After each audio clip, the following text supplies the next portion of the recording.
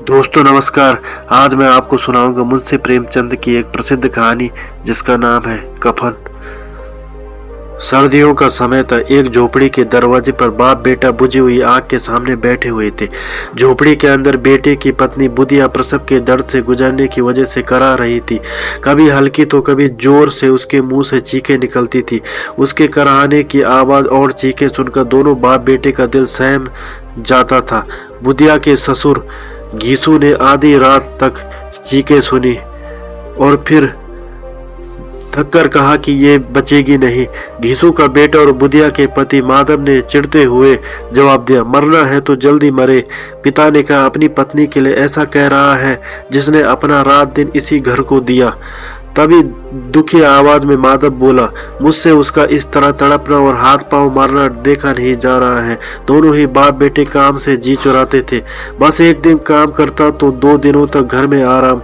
उसका बेटा माधव तो और भी ज्यादा कामचोर था। 1 घंटे काम करता था और फिर 2 घंटे तक हुक्का पीता रहता। इनकी ऐसी हरकत की वजह से कोई इन्हें काम नहीं देता था। ऐसा नहीं था कि गांव में काम की कोई कमी थी, लेकिन घर में जब तक खाने के लाले ना पड़ जाए तब तक ये काम के लिए घर से निकलते नहीं थे। पूरी झोपड़ी में 4 बर्तन और कुछ फटे हुए कपड़ों के अलावा कुछ भी नहीं था। दौलत के नाम पर यही था इनका। दोनों के सिर पर खूब कर्ज था, लेकिन संतोष इतना कि इन्हें बस एक टाइम थोड़ा खाना मिल जाए, उसके अलावा कुछ नहीं चाहिए था। दुनिया भर के ताने भी सुनते थे, लेकिन इन्हें कोई फर्क नहीं पड़ता था। इनमें इतना संतोष था कि इनके सामने साधु संतों का संतोष भी कम पड़ जाता था। जब बहुत जरूरत पड़ती तो बाप पेड़ से कुछ लकड़ियां तोड़ता और उसका बेटा उन्हें बेचकर कुछ पैसे ले आता था। ये पैसा जब तक इनके पास होता तब तक दोनों में से एक भी काम करने के लिए नहीं जाते थे। अगर कभी घर में खाने को कुछ ना होता तो आस पड़ोस के खेतों से कभी आलू ले आते तो कभी गन्ना। आखिर गांव था भी किसानों का ही। किसी न किसी खेत में मौसम के अनुसार कुछ ना कुछ मिल ही जाता था। इसी तरह से घीसू ने अपनी जिंदगी के 60 साल काट लिए थे। आज भी बाहर आग के पास बैठकर किसी के खेत में लाए आलू को भूनकर दोनों बाप बेटे खा रहे थे और बुधिया अंदर दर्द में तड़प रही थी। माधव की बुधिया से कुछ साल पहले ही शादी हुई थी। उसने घर को अच्छे से संभाल लिया था, लेकिन माधव और घीसू और भी कामचोर हो गए थे। अभी दोनों के मन में था कि बुधिया जल्दी से दुनिया से चली जाए और वो आराम कर सके। आग में भुना हुआ आलू छीलते हुए घीसू ने अपने बेटे से कहा कि अपनी पत्नी को अंदर देखकर आ जाओ, कुछ हो गया तो पैसा भी नहीं है कोई काम करवाने के लिए। घीसू के बेटे ने अंदर जाने से इनकार कर दिया। उसे डर था कि कहीं उसका पिता सारे आलू न खा जाए। वो बोला कि मुझे डर लगता है, आप ही अंदर जाकर क्यों नहीं देख लेते हैं। माधव के पिता घीसू ने जवाब दिया, कैसा डर, मैं बैठा तो हूँ यहाँ। तुझे पता है जब तेरी माँ बीमार हुई थी मैं उसके पास 3 दिन तक बैठा था। अगर मैं अंदर जाता हूँ तो उसे शर्म आ जाएगी। ससुर हूँ उसका, वो कैसे मेरे सामने अपने हाथ पांव पटक पाएगी। जवाब में माधव ने कहा, बच्चा हो गया तो क्या करेंगे, हमारे घर तो कुछ सामान भी नहीं है। माधव बोला, बच्चा आए तो सही, एक बार घर में भी सारा जरूरी सामान आ जाएगा, भगवान सब संभाल लेंगे। कल के दिन यही आस पड़ोस के लोग बच्चा होने पर बिन मांगे घर में ही चीजें देकर जाएंगे। वैसे घीसू के गांव के मेहनती किसानों की भी हालत कुछ अच्छी नहीं थी। सिर्फ वो लोग ही पैसे वाले थे जो किसानों को दबाते या उनका हक मारते थे। घीसू के साथ यही चीज सबसे अच्छी थी कि उसका कोई पैसा नहीं मार सकता था। वो ना तो रात दिन मेहनत करके पैसे कमाता था और ना ही अपना फायदा किसी को उठाने देता था। कोई काम देने आ भी जाए कभी तो 3-4 गुना ज्यादा मजदूरी की रकम बता देता था। घीसू को इसी बात की तसल्ली थी कि वो दूसरों की तरह रात दिन मेहनत करके भी फटे हाल में नहीं था। वो तो मेहनत करता ही नहीं था और अपनी जिंदगी को मजे से जीता था। उसके साथ के लोग मुखिया या गांव का दूसरा ओहदा हासिल कर चुके थे, लेकिन वो गरीब का गरीब ही था। इस बात के लिए गांव के लोग उसे कोसते थे। पर मजाल है कि घीसू को कुछ देर के लिए भी बुरा लगे। घीसू और माधव को भूख इतनी लगी थी कि वो गरम गरम आलू खाकर अपनी जीभ जला रहे थे। आंखों से आंसू निकल रहे थे, लेकिन पेट की आग बुझाने के लिए वो गरम गरम आलू को निगलकर उसकी आग को पेट तक पहुंचा देते। ज्यादा गरम आलू खाने की वजह से दोनों की आंखों से पानी निकल रहा था, पर भूख तेज थी इसलिए दोनों में से कोई रुका नहीं। आलू खाते हुए ही घीसू को 20 साल पहले निकली ठाकुर की बारात में मिली दावत याद आ गई।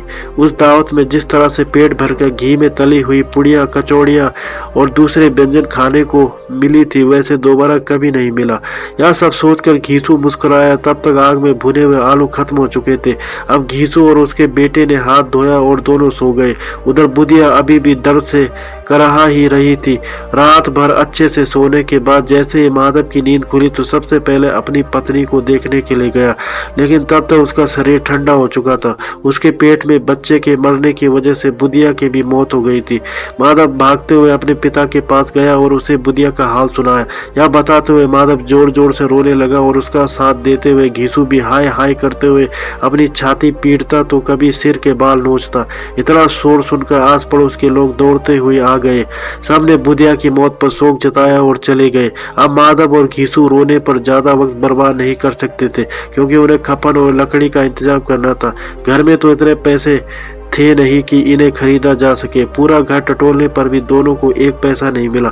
थक हार कर दोनों रोते रोते गांव के जमींदार के पास पहुंच गए। जमींदार को दोनों काम चोरी की वजह से बिल्कुल पसंद नहीं थे, लेकिन वो दयावान था। उसने सोचा कि अभी गुस्सा दिखाने का समय नहीं है, इसलिए जल्दी से जेब से 2 रुपए निकाल कर उन्हें दे दिए। अब जमींदार ने पैसे दिए हैं, यह सुनकर गांव के बड़े बड़े लोग भी मदद करने से मना नहीं कर पाए। सबने घीसू को कुछ न कुछ दे दिया। घंटे भर में घीसू के पास 5 रुपए, अनाज, लकड़ी व अन्य जरूरी सामान जमा हो गया था। बस अब जरूरत थी तो कफन की। दोपहर का समय था। दोनों बाप बेटे कफन खरीदने के लिए 5 रुपए लेकर बाजार चले गए। घीसू ने बाजार पहुंचकर कहा, लकड़ी तो मिल गई है तो अब एक हल्का सा कफन खरीद लेते हैं। अच्छा, खरीद कर भी क्या करेंगे, उसे तो जलना ही है।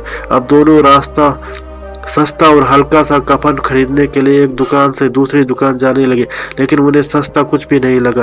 तभी माधव ने कहा, कैसा रिवाज है, जिस औरत को जिंदा रहते हुए अच्छे कपड़े पहनने के लिए पैसे नहीं, उसे मरने पर नया कफन ओढ़ाना होगा। ये 5 रुपए पहले मिलते तो अच्छे से दवाई कर लेते। शायद आज वो जिंदा होती।